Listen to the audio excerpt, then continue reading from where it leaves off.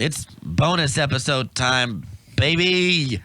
Bonus episode, but this that intro is so bad. We haven't done a bonus episode in so long. I didn't know how to start it. Well, this is almost just isn't like a bonus episode because we've watched a whole movie and had a very interesting experience. Well, I thought it'd make a very interesting experience, and I think it does. Hey, it was long past time for you to recommend something, and I'll recommend the next thing. I kind of did. After the show, I recommended that we just start watching Naruto. And that's I'm still debating on that one, but we don't have to do it all at once if it makes you feel better. We so right now one of the most popular films in the world somehow by proxy of just its general popularity, the money that it's making out of Japan and everything is critical reception. Is the film of Demon Slayer, the anime Demon Slayer, Kimetsu no Yaiba, the film, the Mugen Train, or Demon Slayer Mugen Train. It is the film adaptation of the popular manga and the center point after the first season of the very popular anime series that will lead into season 2. It's our in-between between season 1 and season 2. Directed by Haru Sotozaki, and it was written by the production company known as UFO Table. It's based on the manga Demon Slayer by Koroharo Gotogi. I think I'm pronouncing that correctly. So this was kind of an interesting thing. I had just the series has been pretty popular for about a year now. The manga a little longer. It has been selling out like crazy. One of the things of working at a bookstore is I realized that I missed the boat of that all the kids now love manga and anime, and when I liked it, I was just a nerd in high school. But now you've said this 3 times on the podcast before. It really sticks in your craw. I'm bitter about it. I'm just like whatever. Just. With this and My Hero Academia, bitches don't know what you got. With this and My Hero Academia and Jujutsu Kaisen and Chainsaw Man, these are all really popular titles that are out of print because we're running out of ink. Manga is like Japan's. Like someone said that like why there is no I can't remember exactly what they said, but like why manga is to Japan what like our superhero franchises are over here, but like double that or whatever. Right, because it's... And someone said that like why there's such a diversity of manga versus like we get kind of a stranglehold comic book industry in America. I think that's because you have the duopoly of DC or Marvel, whereas there are like literally hundreds of probably manga companies. Well, there are lots of different manga companies, but there are like the handful that are like super big, Yin, Viz, Tokyo Pop, Seven Seas. And you get a larger... But a lot of these are distributed like the big book, because what they do is they, instead of having like single issues, they release them in giant, like these big monthly things called Jump magazines. Like Shonen Jump is where this series came from. It's where My Hero came from. It's where Naruto came from. Shonen Jump. Dragon Ball came from Shonen Jump. Like it's kind of huge. Probably Full Metal Alchemist or whatever. Might have. I think that might have been. But I'm not going to go into all of that. But another thing that's different about American comic versus Japanese manga is like they don't have like this big interconnected world where these characters meet. Not really. I mean, other than like in video games or like parodies and things like that, like there's no like, you can tell a Superman story, like, and Superman shows up in different things, but Goku isn't going to be meeting up with Luffy. He's not going to be meeting up with Naruto unless it's a video game, unless it's like a crossover. It's a damn shame. But they are all independent works by one particular author or authors that exist in their own universe. And obviously there are spin-offs. Dragon Ball is a great example of that, is a huge series. Gundam, as I've mentioned many times, is a giant sprawling series of spin-offs. But sometimes you end up in a situation like Demon Slayer, where the author finished the manga and that's all we got. And now they're adapting it. And whether there'll be sequels or anything is up to them. It's always amazing to me how long some things take to become animes, because some things I think work better as an anime in a lot of ways. Well, Dragon Ball Z works works better as a show than it ever could on page. On paper. In my opinion. You just can't get the ideas across. Well, sometimes you get something like a great example of it is, and of course I'm going to bring it up because I'm contractually obligated to as a fan, is JoJo's Bizarre Adventure, Yep. which is another sprawling epic with multiple characters in one setting. But they took many, many years from when the series started in the 1980s, mid 80s, to now to adapt it. And I think it works really well on both ends, but it was specifically made for that style, for that genre. Yeah. But with Demon Slayer, I mean, it has a very. I've heard people say that it looks better and is better as an anime than a manga, but that's not my debate to be had. I'm not that much of a nerd for this. I don't know. I don't even know like how old Demon Slayer is. I don't It's think not. it's that old. It's pretty new. It was adapted pretty fast. The world of anime distribution is just like you can have something in publication very quickly. It gets popular. Get that animation out there. Yeah. They churn them out. That's like their whole industry over there. Do they even have like live action movies in Japan? Yeah, No of way. could they do. No, they don't. Yeah, I'm of kidding. course I'm they kidding. do. I'm kidding. But you know, it's not the primary. It's not the primary export. The mass media export. Yeah, like manga is their bigger Right. thing. Bigger than video games over there. In probably. Korea, live action like K-dramas are their big export, other than like K-pop, you know.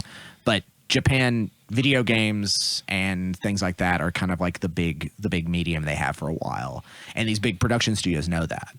So, with Demon Slayer was a runaway success. It tells the story of Tanjiro. Can I make a prediction? Is it about people who hunt demons and slay demons? Yeah, I'm pretty talented. it is about that. It's not subtlety is not on the menu here in some of these series. It's No. not, I think it's we not talked about that. It's not Naoki Urasawa. We're not talking about Monster here. I think we talked about that after the movie. Yeah. Like some animes do subtlety better than others. Yeah, it's not Cowboy Bebop where everything's It's kind all of like gray. suggestion. Everything's a gray area. Because that's not what. So another thing that's important is there are different subgenres within genres of manga. You know, there's Cowboy Bebop, a popular anime, is a seinen. It's something for older audiences. It's meant for a mature audience. Naruto is a shonen. It's meant for kids. So literally, shonen translates to boy. Yeah. It's a boy comic. It's got action. It's got characters becoming friends. It's got tragedy. It's got fan service. It's got I think action. they should come up with a whole new word called awesome. Yeah. It's like the all-encompassing great. But the shonen is just like, wow, boom, you know, we're all winning. Probably has training in it. Right. Lots It's of got training. It's got learning to be Without watching it, self-reliant. I'm pretty sure Demon Slayer, without watching it, has a lot of training in it. It's got some training. Yeah, definitely has some training. So to go back, the experiment of going to see this incredibly popular film, because right now it is the #1 box office winner worldwide in 2020 and continues now. Good for you. Yeah, good for them. Good for you, company, whatever you are. Yeah, good for you, Good for you, UFO capitalist table. monolith. Like, Took advantage of the situation, and it's the #1 movie in Japan. It's outgrossed all the Hayao Miyazaki Ghibli films. it's amazing. Which is, I mean, Spirited Away was there for 20 years, and it dethroned it. To which Hayao Miyazaki was like, I don't really care. He's busy watering his bonsai. He's trees busy out there. being very rich. Yeah, being very wealthy. And at the time that he was interviewed about that, he was busy picking up trash in his neighborhood. Oh yeah, I remember you told me about that. Yeah, he was just literally like, I'm busy. go away. He's like, he's like, go away. I'm busy picking up trash. Did you not see Spirited Away where there are trash monsters? Like, that's what you're doing to this world. So I have watched the series on Netflix there. I watched it in the original Japanese, which we watched it in there. I was I wanted to see the difference between that and the English dub. You can do that. It's not great. I need to look at the difference. You say that, but I feel like some shows I prefer. There the are some English shows where I do like the dub a lot. Yeah, My Hero Academia is a great example. I think that's a really great dub. But I didn't really care for the Demon Slayer one. You can check it out. I think it takes a lot of the performance out of it, because I think that this is a really good Japanese performance. Everyone's so animated. Yeah. I mean, they're hitting some hard levels in it, and I think that just shows how talented they are. Yeah. But we watched it. You've not seen any of it. Well, any of the series, yeah. Yeah, you've not seen any of the series. I've watched it, so we thought this might be interesting. It's a very popular movie. There's a lot of reviewers who are now having to come in and say, let's see what this Demon Slayer movie's about. They know nothing about it. I love it. I love the idea of them begrudgingly, I guess I'll watch this anime and for children. A lot of them are walking away kind of like, that was interesting. So what were your thoughts coming into watching this? Because I kind of... Well, I love the idea of a critic walking out being like, I guess that's okay. Yeah. It's not for me necessarily. Not for me, though. I'm just like... Because this movie doesn't give you anything. Anime are like Zack Snyder movies. You're either into them or you're just not. Well, and I think there's a difference between like an Akira or a Studio Ghibli film or a Ghost in the Shell where you don't really need to know anything going in because it's its own self-contained thing. Sure. You go to see a One Piece movie and you've not watched any One Piece, you're going to be like, I don't know what's going on. And the movie is not expecting to tell you. This is very much that kind of movie. I'll say that up front. Yeah, I think so. But also, there's a lot less lore. Right. Because Because like, it's 20 episodes of lore, 26 maybe. episodes, and then you get into this, and it's not like massive amounts. My one thesis throughout was, does this need to be a movie? But go ahead. What was your thoughts going into it?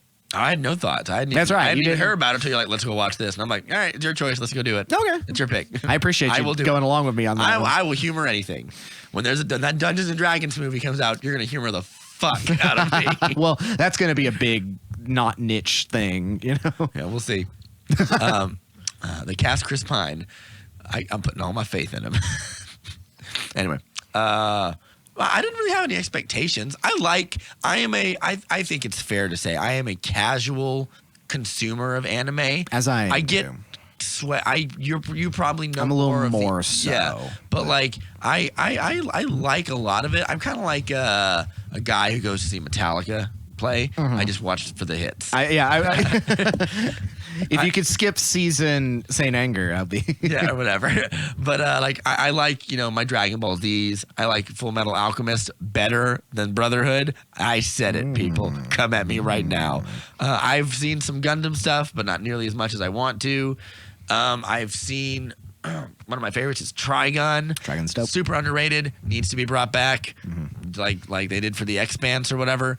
I've watched a couple of other ones, like Wolf's Rain. Fooly Cooley was one back in the day. FLCL is great. Yeah. It's a masterpiece. Those follow-ups they did were not as good. No. I'm trying to think of some other ones. Alternative. Boondock isn't really an anime, but I love the Boondocks. Well, what's his name who did that? I can't remember, but Well, he's very obviously inspired by because it looks like Samurai Champloo. Yeah. like it. Well, which is have another you one I seen like. the original comics that they originally came from? No. Yeah, the guy who did the Boondocks, whose name escapes me, it was originally a newspaper comic. I remember seeing it in like the newspaper. I didn't know that. It was a newspaper comic strip, and it was kind of in manga style, not like manga format. It was still like 3 panels, more akin to like Peanuts, but he had a very anime style of drawing. You can tell he was kind of one of those guys, and so that's why it looks the way it does. Go back and take a look at some of those old.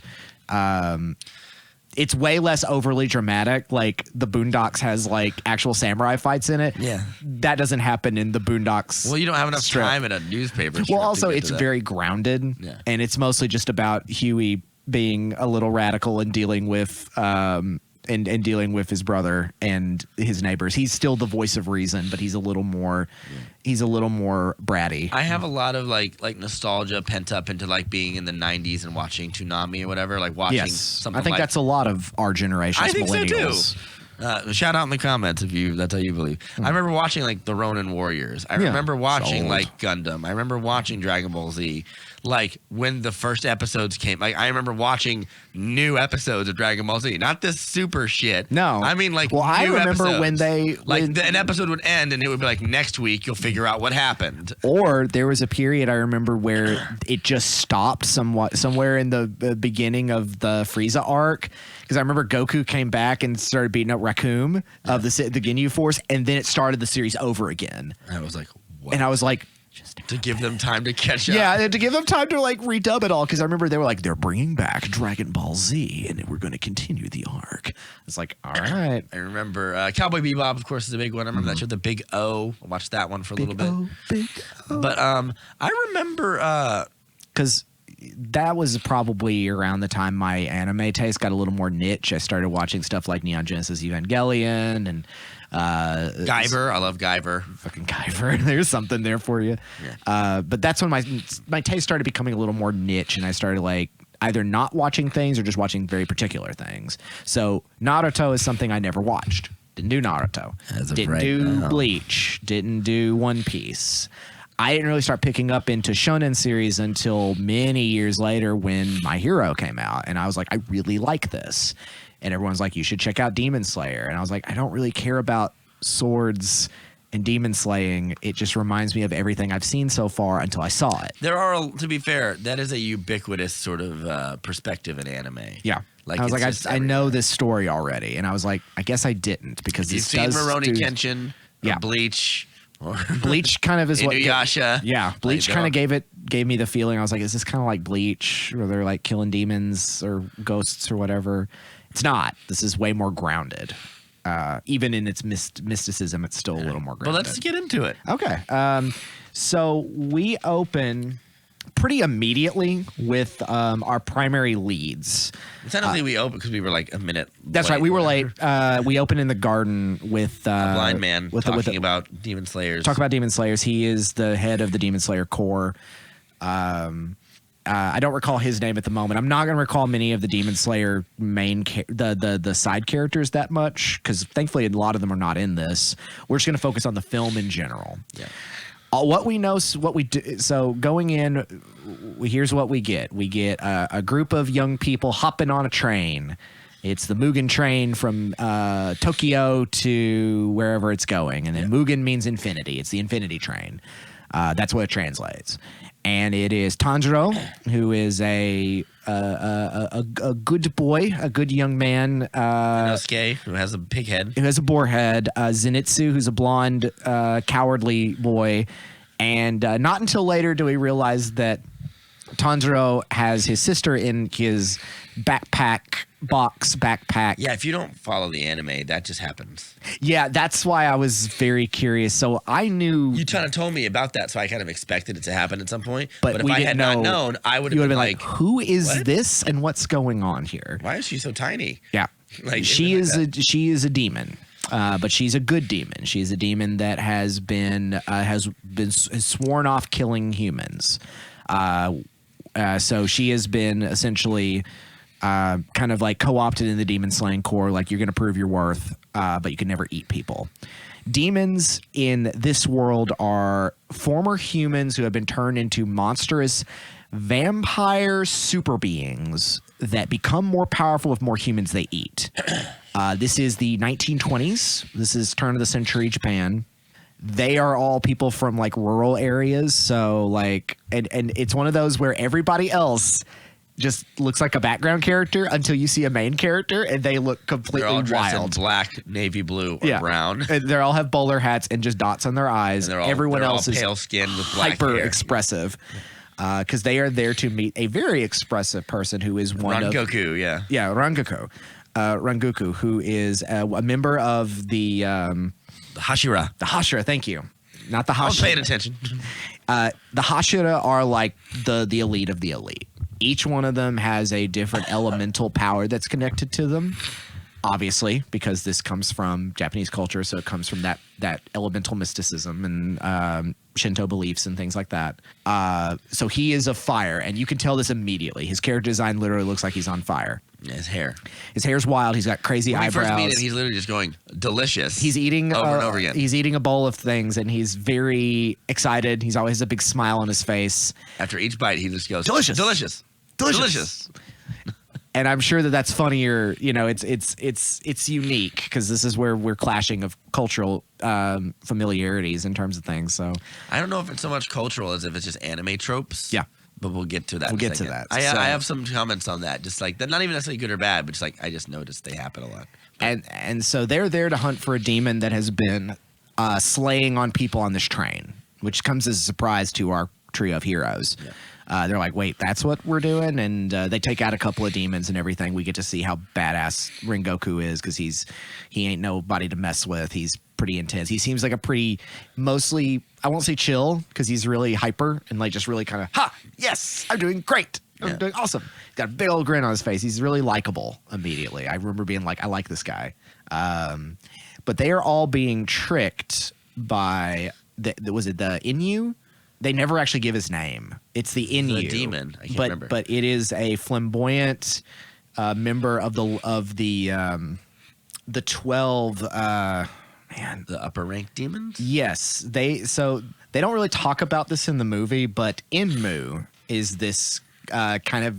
I've seen him. A lot of people compared him to David Bowie. He's kind of like a David Bowie, Michael Jackson kind of thing. He's very flamboyant. He's very, very, and he's dressed to the nines, and he's got like weird tattoos on him. And I did question the vocal performance as a little bit of like, I'm going to destroy you. Yes, it's forever. very effeminate and very evil. I don't know if it's effeminate. It's just like weird and airy. Like It's kind of dreamy, which is sort of his gimmick. He's got like mouths on his hands. And like a ripoff from Naruto. Keep going. There's a couple things there. I was like, that's from Naruto. You just told that from You can tell who's. So he is one of the 12 Kizuki, and the 12 Kizuki are one of our favorite tropes. team of people of evil villains.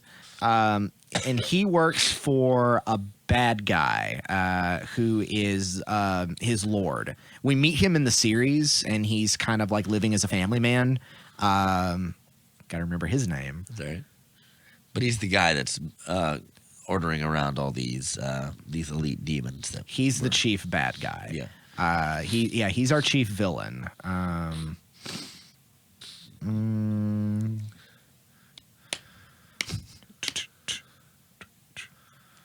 Muzen. Kibadushi, Muzen, Lord Muzen. Okay. When they meet him in Tokyo very briefly, and because that becomes a point in the series where it's like no demon slayer has met Muzen. Like he has the unique ability to turn people into demons whenever he wants. And he is currently lying low as a family man, he's just like hanging out. Like he has a wife and a kid, and but he's impossible to touch. You can't get to him. He's like the boss of bosses. And of course, he has a group of enforcers, lower ranking and higher ranking. But even the lowest ranking of these things, you don't want to run into him.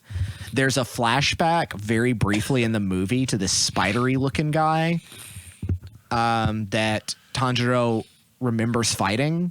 That whole arc against that one guy was like a lot of episodes. And that was one real tough bastard. Like that spider guy, he was one of the lower three. He had spider webs that could just dice people into pieces, and was like metal. Yeah, a pretty cool fight, pretty cool villain. So Inmu has the ability to make people fall asleep, and while they're asleep, he can have his own agents sort of enter their dreams to try to destroy their spirits. After that, he's essentially like they're mine by that point. They essentially become my slaves. We don't ever establish why he needs people to do that.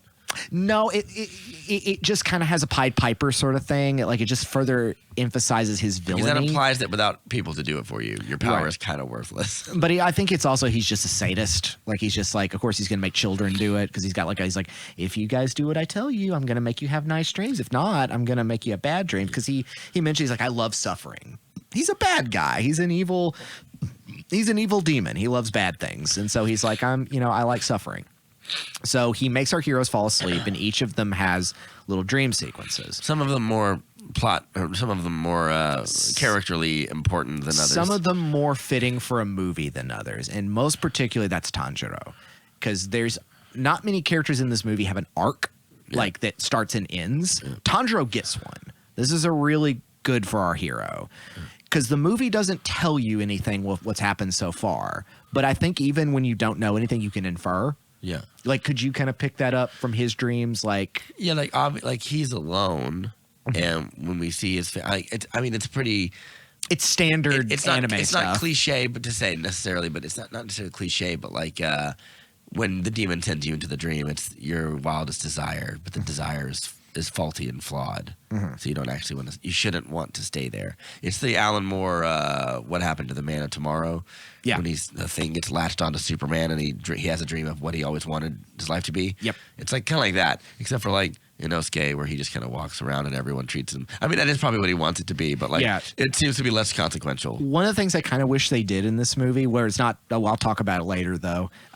So for Zenitsu and Inosuke, their only dreams are just based on very supplemental things. They're very selfish. Inosuke just wants everyone to see him as a badass and as the hero and as a lead, and so he casts his friends as literally like monster minions. Yeah. Which is kind of fun. Kind of wish we got a little more of that. That was like a fun little. I feel like segment. we got just the right amount. We got just about because he's a character that works well as a Japanese voiced character because that actor just goes to the 11. I can see why you say that. Because I've seen the English dub and it doesn't deliver on the absurdity of him, of the aggro of him. And the Japanese voice actor just blowing out the mic being him. And he's having a good time doing it.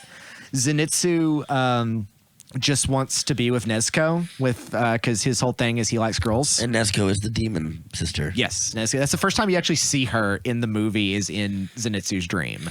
Yeah, that's true. Yeah, and it's her as a person, as a human, not demonized or not as a demon. But for Tanjiro, it is he gets to go back home and comes back home before the tragedy that set him on his journey because the reason Tanjiro is on this quest, the reason why he joins the Demon Slayer Corps, the reason why he's going through all this is because he left to go down to the village from his small cabin with his family. And when he returns, they've all been massacred by a demon. All of his family's been killed. Except for Nezuko, who has been turned into a demon. Yeah. And he is like, if I have to do something in this life, I have to save her. I have to make her human again. So his goal, unlike a lot of other shonen anime or manga, is he's not here to be the best. He's not here to be the chosen hero. He's got his own mission. And that's all that matters to him. And because there are other heroes that are like, I'm here to be the best. I'm here to win something. And all he wants is just like, I just want to get my life back. Yeah. It's worth pointing out Rengoku is the only one that doesn't have a dream. That is something he would like to happen. Right. It's either a past vision or it's just sort of like an amalgamation of what he feels about his father and his family. Right. And we because we don't touch much. I mean, so Tanjiro ends up back in his family and he sees his siblings and his mother. His father's been long dead from illness before, and that's what he gets his earrings and everything from. He's got these, they're called something in particular, but they have like the Japanese wave and all that. And it's rather moving. Like the filming and the voice acting really sells it. Like, and so you can feel like the tragedy of the situation, that he's very happy being back in here. But Inmu's agents are going into each of them to try to find their spiritual core and destroy them. We said that they're incepting. Yeah, they're incepting. And you called it as like, there's going to be a way to break out of this inception. And the dream is going to be to kill yourself, which is exactly what it is in Inception. And that's exactly if you go into the dream, there's a heart of the dream, and if you kill the heart of the dream, you kill the person. Kind of. I think it's you destroy their spirit. Yeah, you destroy their spirit, and you destroy their spirit, and you're able to take them over, and they're like in your grasp. And he's like, I got to take care of these demon slayers because they're the problem. Other people aren't. Yeah, these demon slayers are a problem. They're here to kill me. And so he goes in, and these kids go in and try to. He's got his little minions. And they're looking around, they're like trying to find it, they're cutting open areas, and each of their like dream spaces are like these very specific, weird. I almost wish they were a little more surreal. Well, they're all tied to their element. Yeah. So Tanjiro's is snow, which is water, or whatever. It's a big wide ocean. Yeah. It also shows that he's like the guy's like it's beautiful. It's because he's like a really serene, nice guy. That's stolen from Naruto too. I'll get back to that in a second. Rengoku's when you get outside of his dream, it's fire. Inosuke's is always earth. He's like under the ground. So I think that's his. I don't know if we even see Zenitsu's. Yeah. No, I said Inosuke's. Yeah, but I'm thinking about Zenitsu for a second. He just wants Nezuko. So they don't really address it very much. They don't really. It's very funny when we meet him because he's like, "What are you doing in here?" or whatever. So they don't talk about it, but Zenitsu, who's not one of my favorite character at all, but he does get one episode that kind of tells about where he's from. Is that he is in debt? Like he got married and then the marriage failed young, and I heard about this. And he's like. ashamed and all that, and he's also what the kids would say a big simp. And he's always crushing on girls and wanting them to marry him, mostly because it will like clear out his family shame. But he trained as a demon slayer with his grandfather, who is like one of these former Hashina, and he was a former lightning Hashina. Yeah. But Zenitsu can't go any better than one thing because there's breathing exercise, and you're like, oh, I can breathing this level 3. He can only go to level 1. Yeah. But he trains so hard that his level 1 is devastatingly powerful. But he can only achieve it when he gets his ass knocked out or when he's asleep. Feels like feels like a very niche combat ability. Yeah, it's a little crouching tiger, hidden moron. Yeah. Like he gets knocked out and then he's able to just wipe the floor with people. Yeah. This is not his movie. He's not in this much. The characters of this movie are Tanjiro and Rangoku in a way, and they both kind of get arcs. Inosuke doesn't get an arc, but he is the secondary lead, which is kind of interesting considering we don't really get a better insight into Inosuke other than just his. I would say Rangoku's your secondary. Well, he's the other primary protagonist. Yeah, but Nezuko and Zenitsu just kind of stay out of the movie. And I'm kind of bummed about that. That's all right. We'll go ahead and so they discover they're able to break away from it. Tanjiro's cutting himself and is able to get out. There's a particularly cool moment where, before she can do something to Rengoku, he just grabs her in his sleep. Yeah, like his senses are so attuned that this is an example of an anime trope. This also may have been stolen from Naruto, which means it could have been stolen from other. Yeah, of course. The history of martial arts series. Yeah, and, I remember there being an episode where like someone is asleep in Naruto. And like their will is so strong, they won't allow themselves to die or whatever, something like that. And so they're able to dodge. But it could easily be like a, there's an episode of Naruto going back to like their inner peace or whatever, where someone is around Sasuke and like Sasuke's aura or whatever is one of darkness and cold, and he doesn't welcome people. Right. But Naruto's is one of warmth and friendship, and being around him will make you happy. In a way, it might make you pull your hair out like Sakura or something, but the idea of him as a person makes you happy. Joy and is one of and welcoming, right. Even, and it stems from his deep sorrow. So like the idea of like when someone goes like, oh my God, it's so beautiful inside of this person's personality. Like I kind of feel like that's something that is repetitive in a lot of anime, particularly with our leads. Yeah, which is not to say that they're bad. Like I say, some things are cliches because we like them. And also, this is a part of shonen. Like the same could be said of Midoriya from My Hero Naruto also Academia. trains a lot. Right. If you don't know, by the way. And Midoriya is also from My Hero is also a sweet boy who is very emotional and is just generally good and has no faults. I want to talk about tropes real quick because I think like we've come to this part. This is good. Yeah, we've got the center plot now. It's just getting out of these. Yeah, they get out of the dreams and then they fight the main demon. Yeah, and so the demon is like, I am the train. That was awesome. Yeah. So the train is the demon. So that's in mood. He fights him, and Tanjiro. They were able to work out like, all right, you do this. We're able to get out of the nightmares. You do this. I mean, it is very emotional when he has to leave. Because Inmu tries to fuck with him and say, fine, I'm going to show you. This gets back to our tropes. Yeah, I'm going to show you terror if you won't accept peace. First of all, these characters are the yelliest anime characters you'll ever find. They are pretty yelly. And they're the cryest anime characters I you'll would ever say find. that's something pretty new. The characters in My Hero get very emotional too. Midoriya is a crying little guy. Yeah. He carries his heart on his sleeve. I'm not upset at the crying, and these are not necessarily negative tropes. Right. These tropes We're not toxic masculinity in these characters. I'm not necessarily passing judgment, but after a while, I was like, rein it in a little bit, guys. Like, on a scale of like 1 to 10, the biggest, like, you might disagree with this, and that's fine. Like the thing that I felt most emotionally connected with me was Tanjiro's arc is good. Rengoku's is better because I figure out everything I need to know about Rengoku's in the finality of this movie. It's that's also one of my complaints about the movie, and I'll get to that at the end. Is that by the second, there's 2 movies in this. Yeah. There's the train arc, and then there's the last half. Oh yeah, of the we should movie. talk about, at the very end. One of these 12 One of the powerful big demons guys named Akaza Akaza shows comes up and he he's can heal himself from anything. Well, all demons can do that. Oh really? Yeah. What's his power then? He's just a bad fighting- motherfucker. He just fights it. Okay. Yeah, but he can different powered demon. That's why the Demon Slayer have to do what they do. They mentioned this particular kind of sword. Not all swords can do this. Regular demons, as soon as you cut their heads off, they're done.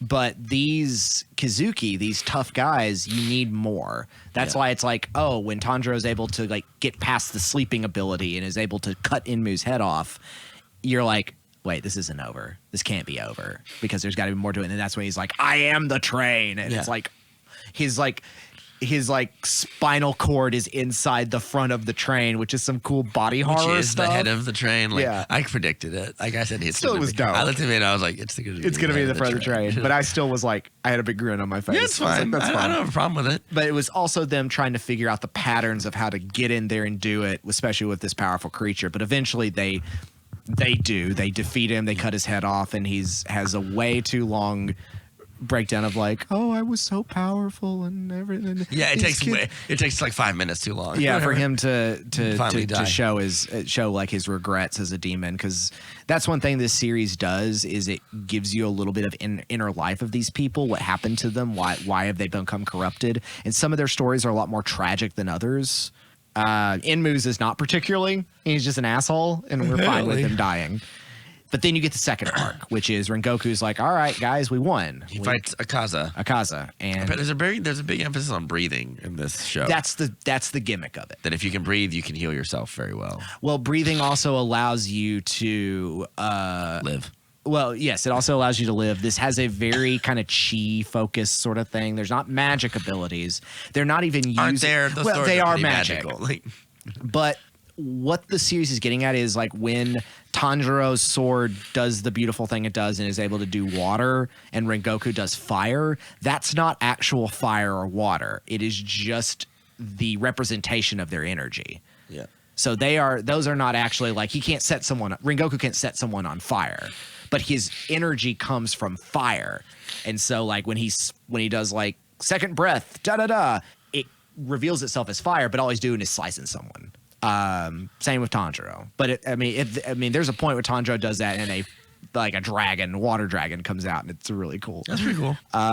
We only saw that one time in the series. So Akaza shows up, and he's one of the top dudes. He's like in Muzen's like top team. Yeah. And he's like this is where the movie really becomes something interesting, because you haven't seen a demon really do this before in the series. And that's present the temptation. He literally presents the devil's temptation to Rengoku and says, become a demon, dude. Become a demon. You could fight me forever. You are at your peak perfection. You are as powerful as you'll ever get. All you're going to do is grow old and weak and die, and I can keep you powerful forever. Yeah. And that's the temptation that Rengoku and look at has you. You're to- getting tired as we fight, but I will live on. Yeah. I don't even break a sweat or whatever. And Rengoku every time is just like, no, I'm not doing that. And that's... It goes to his character arc, which his mom tells him that his purpose in life, the reason he's so strong, is to protect people. Which I actually felt I could program it out in mathematical formula how to do a sappy anime death. Yeah. And it is lots of crying, a bunch of flashbacks, sad piano music. Naruto taught me most of this. Sad piano music. Although I would argue Naruto does it better than most of these. Because it knows when to stop gilding the lily or whatever. Yeah, Where some of these deaths go on for a while. For a while, yeah. But it usually in the snow. The snow is symbolic. Snow is of- representative yeah. of passing time. And, And then we you have Fleeting time. sad piano, but there's a moment when the piano stops and everything drops out and gets real quiet, and you're supposed to feel the crushing that's weight when of someone's the like, emotionality. Rengoku. Yeah, that's right. Because Rengoku gets killed in this. The saddest version of that in Naruto comes from Sasuke and his brother, but you don't Ichiro. understand. Or Itachi. Itachi. Yeah. You don't understand how sad it is till 100 episodes later. It gets revealed to be like way more crushing than it actually is, and it's already pretty crushing. But Rengoku sees his mom, or whatever, and that's sort of his character arc. It's sort of like a welcoming presence of like you did what you set out to do, like you protected people, and that was what you did. And you also showed something too, because there's this whole spot like where it's this fun little thing where all the boys, Zenitsu, Inosuke, and Tanjiro are in awe of this guy. They call him Anki, big brother. Like, Anki, and he's like, ha, ha, ha, ha. And it's just like, you're like, it is harrowing to see him laid low. So like when he dies, like there's a shot where the blood seeps down his clothes and it starts to leak out. It's good filmmaking for what it is, because you're left with a moment where the character's like, oh, maybe he'll be okay. You see it dropping, and it's like he did not win that sword fight. Yeah. But the temptation that Akaza keeps throwing at him is like he's frustrated with it. He's like, "Come on, you're awesome. Be awesome forever. If you became a demon, you could train forever. Yeah, and be awesome forever." And he's like, "No, I'm not giving in to that temptation. I'm not losing my humanity to something so base." And that's where. And he also tells him, no, I'm trying not to cut you off. No, yeah. When he says, I feel like I'm over talking too much. Like he says, no, you're not. He says, like dying is a natural part of life. So like, it's honorable. He's not afraid to die fighting this guy. Like if anything, like that gives my life meaning, literally, because his job is to protect people. He says something really great where he talks about, and it's nothing new, but he talks about like the temporariness, the vulnerability of humanity makes it beautiful. That our lives are so short, that they are so flawed, that they are so brief. That's the artistry of living. That's the beauty of humanity. And that's what's corrupted by people like you, by demons like you. Yeah. And Akaza is beaten pretty badly, but obviously does not die. He does not lose. I thought he would die. I thought they would kill him. The sun was going to come up, and he was just going to disintegrate. But he escapes, but not before Tanjiro throws a sword, one of his sword. Tanjiro gets this sword, like Demon Slayers, when they first get it, their sword becomes a different color at random. I can't explain it. It's something that the swordsmen do. Like, we found your particular ore, and occasionally you'll get something really rare, and his is black. And they're like, oh, we don't know what that means. Why isn't Rengoku? His is just a regular looking sword. Yeah, but it's not like it turns red or anything. But like, but his turns specifically like obsidian black. And I remember his trainer, his master, who we don't see in the movie, but he's mentioned. He's a guy who wears a Tengu mask, and he's the dodgy old man who's just like, oh, God, I have to take care of you, and he's the one who convinces Nezuko to stay close to humanity. Nezuko gets one really cool scene in the train. That's it, though. Yeah, I thought the scene of her waking people up was better than her fighting off the demon arms. Yeah, because it's more. Yeah, I can't explain it. She's just a pleasant, adorable character. She's just tiny. Yeah, she's just tiny and adorable, and then she becomes her normal self, and is just like cutting things up. Yeah. Can she grow bigger than that if she wants to? She might, but I don't think so. That feels like a mistake. She's cutting heads. I mean, there's a scene in the anime where we first get a thing of her abilities, and she just knocks his demon's head off like a soccer ball. She's kind of a kickboxer. And like, so that's cool. Yeah. And I remember first seeing it, I'm like, whoa, would have been cool to see something like that in this movie. Yeah. We don't get much I'll get to that. We don't get much of that, but yeah. So I felt the movie kind of ends with Tanjiro sort of calling that demon out and saying like, you lost. It's kind of sappy, like he doesn't. It goes on for too long. Yeah, but it's the whole thing. This is what I'm talking about, gilding the lily. This is a show not built for subtlety, right. Which is fine. Subtlety has its place. But he's like, you lost. Your temptation failed. You didn't get to kill anybody other than Rengoku, and Rengoku wins. And so that's supposed to be. Which is why I say it strengthens his arc more than Tanjiro's, because his arc is I protect people. That's what I do. Then there's this last part where it goes to all the different members of the Hashina. I liked this part. Yeah. I didn't know who these people were, but I was like. I felt like the movie should have ended. I feel like the credits should have been rolling now. Like, as they're going and they visit everybody. They visit they visit Shinobu. She's the butterfly lady. Yeah. She's kind of one of the earlier ones we meet. She's really cool. But we go and meet all of them, and they all kind of react in different ways to like, oh, Rengoku died, and it's that's just possible. Like, we've not had consequences like that before, and but that's kind of the end of the movie. The Ringoku kind of, also, I got something similar happens with Naruto. I'm not gonna ruin who. but Ringoku pretty much tells him, please go find my father and my brother. Tell them these things.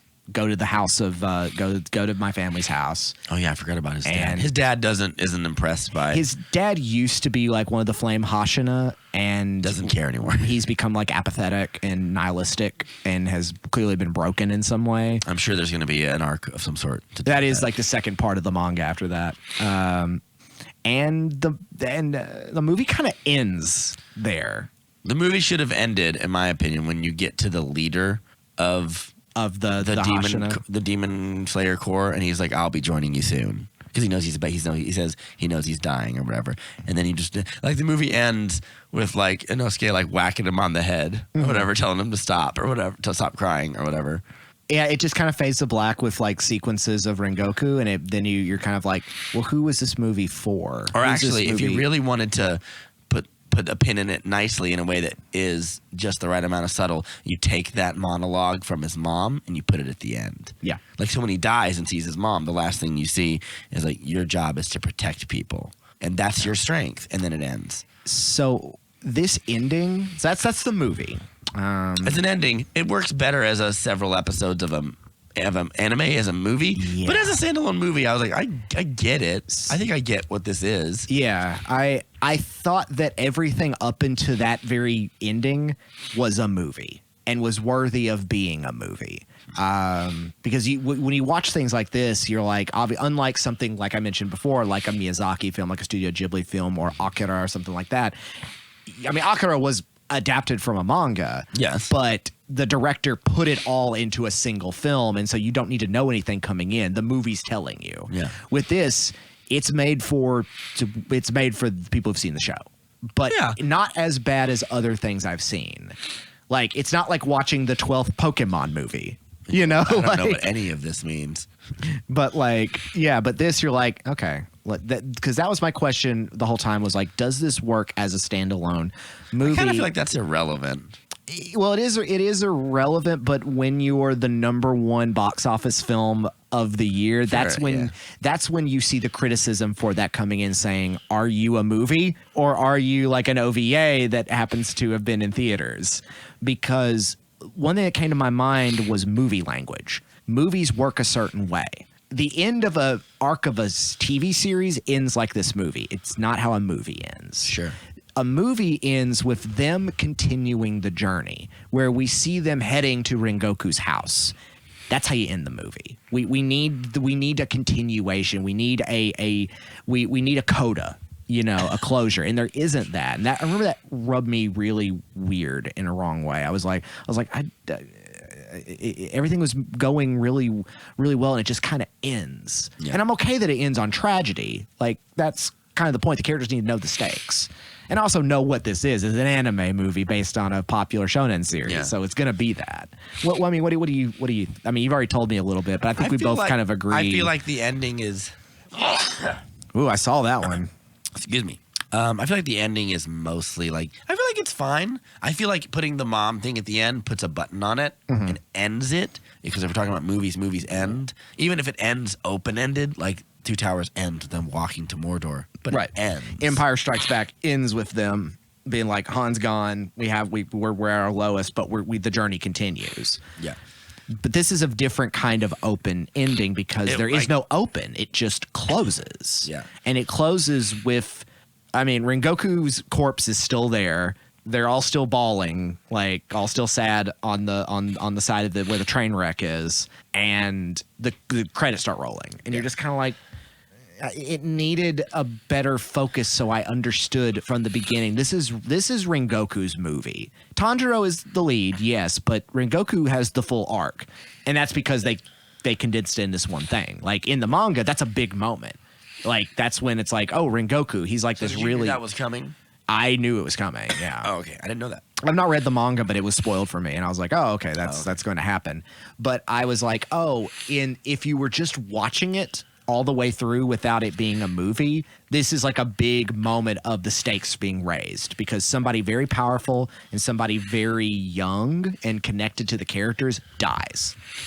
Now there are bigger stakes at hand because mostly it's just been other like newbie demon slayers like getting themselves either almost killed or killed by other demons until our heroes show up and like deal with the situation. Yeah. Because occasionally there's horror elements like the whole spider mountain thing is really cool. Like one of the demons is literally just a spider with a man's head coming out of like a house, and he's just like draining people and turning them into mutant spiders. Ugh. And it's Zenitsu has to deal with it.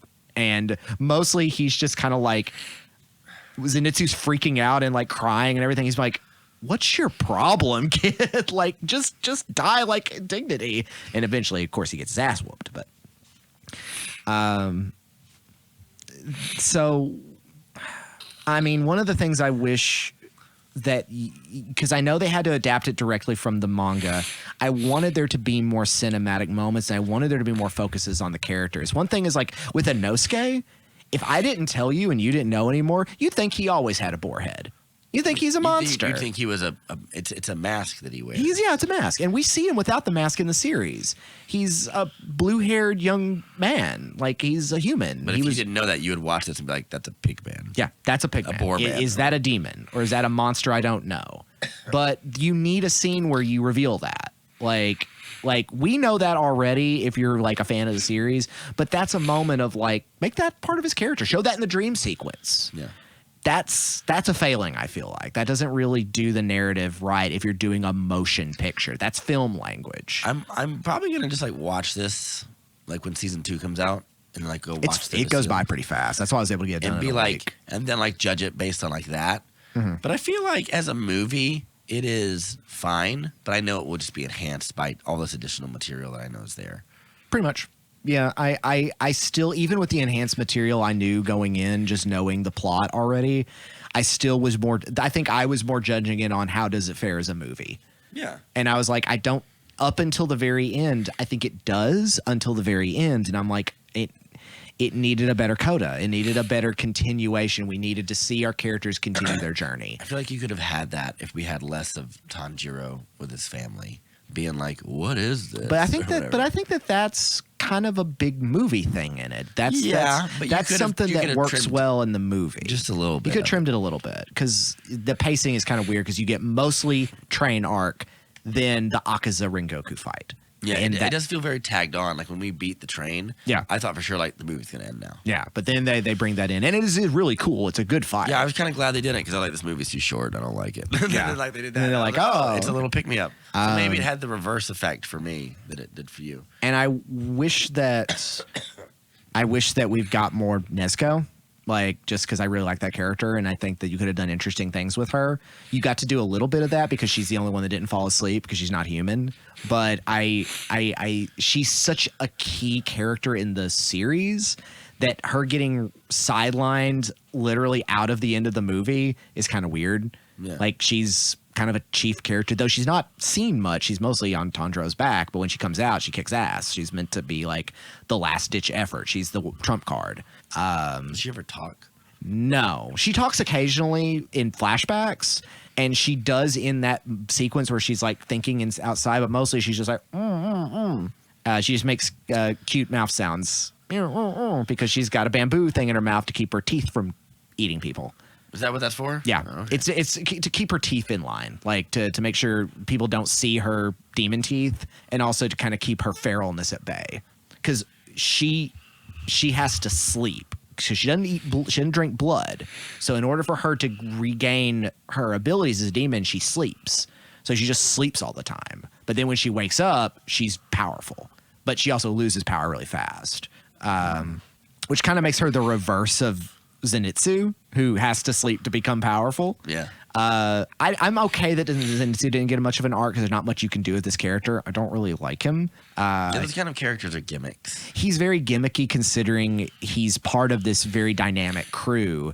I know a lot of people who don't like Inosuke. I like him. I think he's a really fun character. And he's stubborn, but he's a barbarian. He's essentially barbarian on rage mode. I feel like not liking like a character like that is just like, do you even like anime? Like anime is supposed to be about like ridiculous. You gotta be okay with it. You gotta. I know. I just spent like the last few minutes extolling like I like subtlety and like things being like just the right amount of don't gild the lily too much, but also like you're allowed to have, like Naruto has a character who raps. That is like Killer B only raps, and he's the eighth.